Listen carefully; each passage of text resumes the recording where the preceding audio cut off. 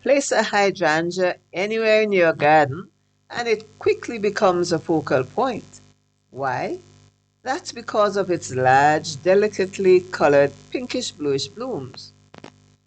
Yes, hydrangeas are typically cool climate plants, but there are some varieties of hydrangeas that do quite well at the mid to higher elevations of tropical regions. We have 3 relatively young hydrangea plants in the Calyx garden, and in this video, we will show you how we propagate and care for them. So, please keep watching.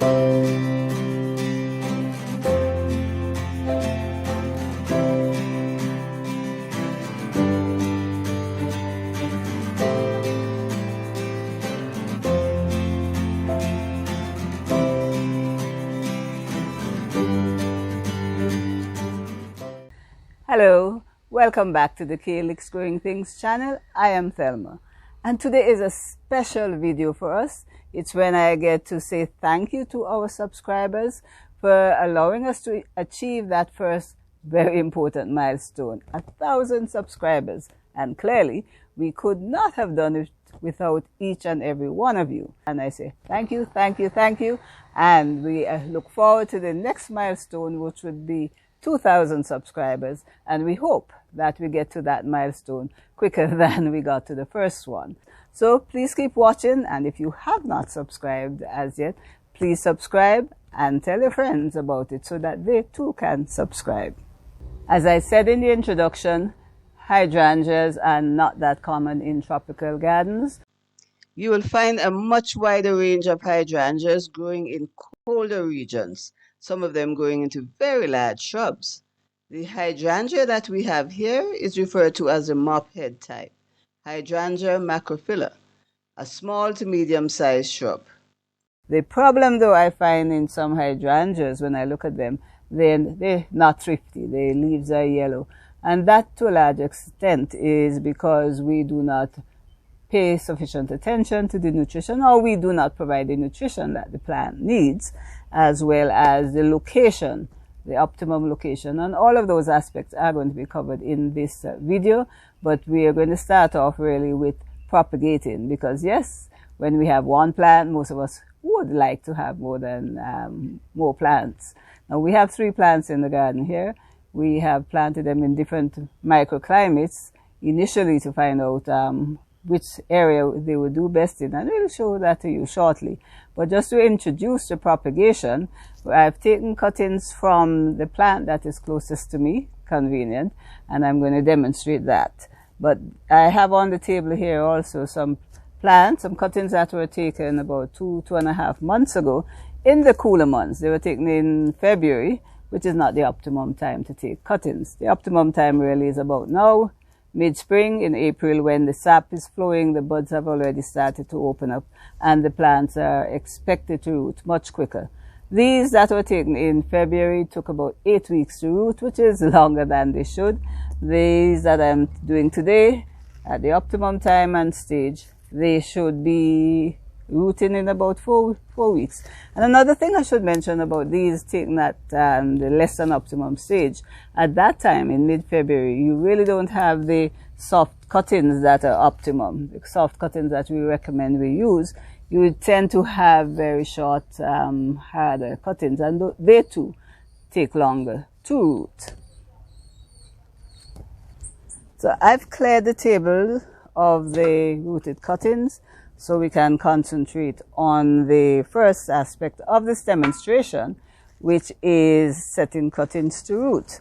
You would have seen the plants that I took these from, and they were aiming for cuttings that are 6 inches long, with about 4 healthy leaves. And what we do, first sterilize our cutting tool. This is hydrogen peroxide, 4 parts of water, 1 part of hydrogen peroxide. And after I took the first set of cuttings, I kept them hydrated by placing them in a container of water. The aim in setting stem cuttings to root, especially softwood cuttings, is to make sure they do not lose too much water. So I'm just trimming the lower. Notice that the first cut was made close to a node, I will just remove,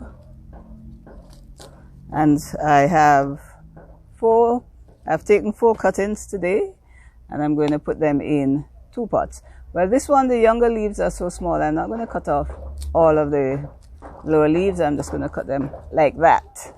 Good. So we have 4 cuttings trimmed, and because they're softwood cutting taken at this optimum stage, it really isn't necessary for us to use rooting hormones. But I see where people suggest that cinnamon powder helps in rooting.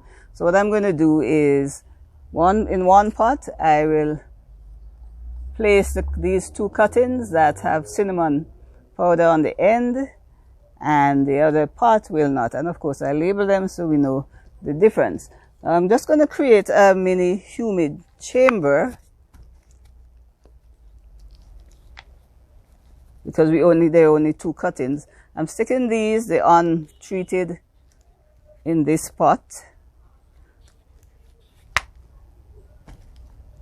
And notice I'm using a dibble stick to make the hole in the container. I'd never like, well, certainly if you have rooting powder on it, it's better if the hole is opened up so you don't bruise the cuttings too much or remove the rooting hormone before the cutting is properly set in the mix. I had dampened these before, and I should just add that the rooting medium is non-sterile. So it's actually 2 parts of the commercial medium, 1 part of sand. And to support, I'm just going to cover each pot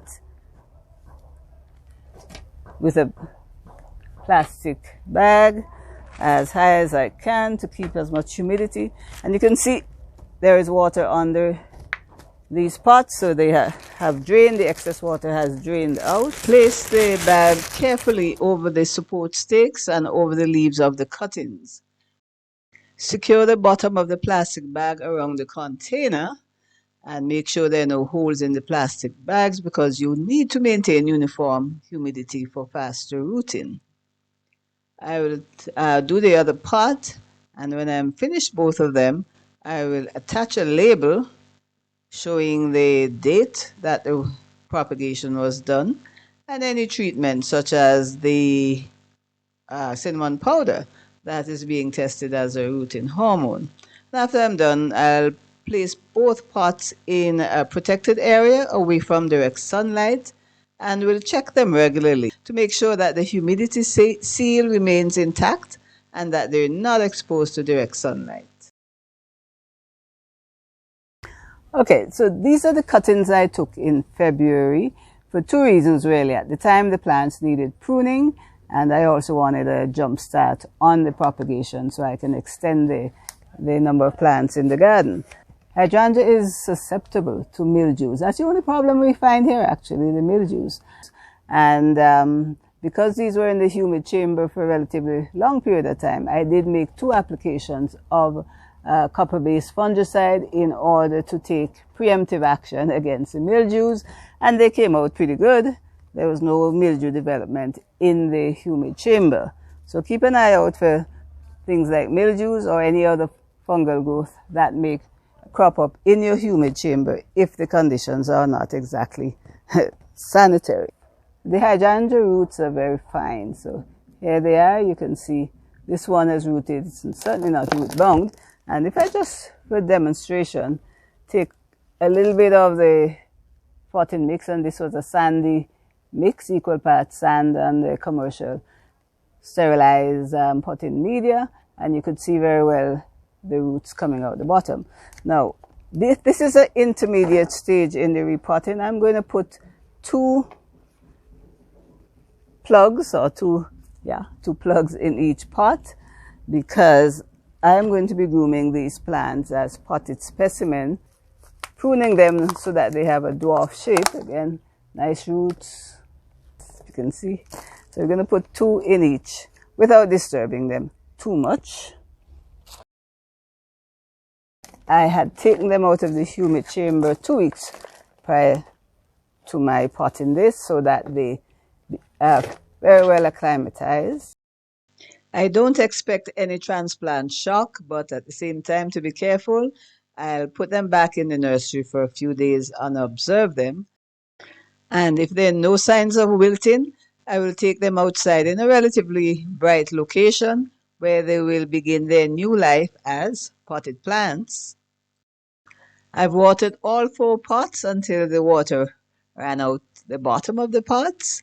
And after this, they're going to be taken to the nursery for a few days of observation. And here is our collection of new hydrangea plants. I expect that the cuttings we set in the humid chamber today would be ready for planting out in the garden in about 8 weeks. Which brings me to the next topic, the planting and care of hydrangea. And the first consideration would be the location. Whether you're growing in beds or in pots, place hydrangea in a location where they can get early morning sun until about 11 a.m. The sunlight helps them develop flower buds, while the afternoon shade protects their leaves from scorching and turning yellow. Avoid windy and south-facing locations, as well as areas in full shade. You are not likely to get many blooms in full shade. The eastern section of the garden, with some opportunity for afternoon shade, example from a tree or a part of the house, would be ideal. In terms of preferences for soil types, hydrangeas will go well in most soils as long as they are free draining. So avoid heavy clay type soils and heavy poorly drained potting mixes. Soil pH has an interesting effect on some varieties of hydrangeas. These varieties will bloom pink flowers if the soil is alkaline and blue if the soil is acidic. The soil in the Calyx garden, the pH of the soil is on the alkaline side, so we tend to get pinkish flowers here. Soil pH is much more important from the point of view of the nutrition of plants because at an alkaline pH, some nutrients, especially iron, are not readily available to plants, and that in many cases is why you see this yellowish chlorotic leaves that we are looking at here. If you're growing hydrangeas in beds, it's best to plant in spring to early summer, that is between the months of April and June. To provide adequate nutrition for hydrangea, a good recommendation would be to start with about 1 cup of compost or composted manure per plant mixed well into the planting hole. Then make monthly applications of an all-purpose soluble fertilizer such as 20-20-20 to promote growth. Then switch to a soluble fertilizer that is relatively low in nitrogen and higher in phosphorus and potassium. Do this in August to October to promote flowering in the cooler months of the year. Of course, these are general guidelines which you would adjust to suit your growing conditions and the appearance of your hydrangeas. In the calyx garden, hydrangea goes into what I would call a mild dormancy after its main flowering in November to February. While the small leaves remain green, the buds remain dormant until early April. I don't know about you, but sometimes we get so caught up in hoping our hydrangea bush grows big that we tend to overlook the very important function of pruning. You should prune your hydrangeas to achieve a compact shape and manageable size. Prune in mid-spring. Don't forget hydrangeas produce their flowers on old wood, so don't remove too much of the older wood. Cut back the flower head to just above the top set of plump buds. Also, prune away any branch that is giving the plant an uneven, lopsided appearance. And last but not least, pests and diseases. We have found no problems with insect pests on our hydrangeas.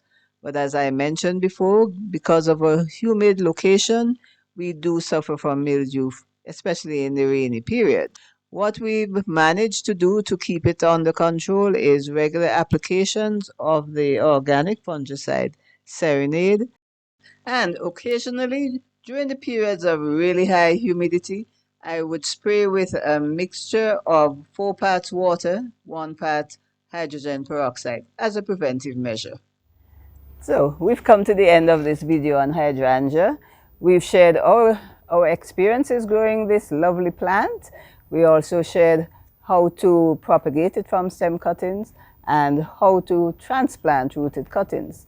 In addition, we give you an idea of the growing requirements, the seasonal variations, and the routine care. We hope that for those of you who have tried repeatedly with growing hydrangea in the tropics and have had limited success, that you will understand some of the things that you can do in order to improve the chances of hydrangea giving you those glorious blooms that you so admire. Now, if you like this video, please give us a thumbs up, share it with your friends, and for those of you who haven't subscribed as yet, we invite you to do so at the end of this video. So until the next video, which would be next week, we upload videos every week. This is Thelma saying thanks for watching and see you next week. Bye-bye.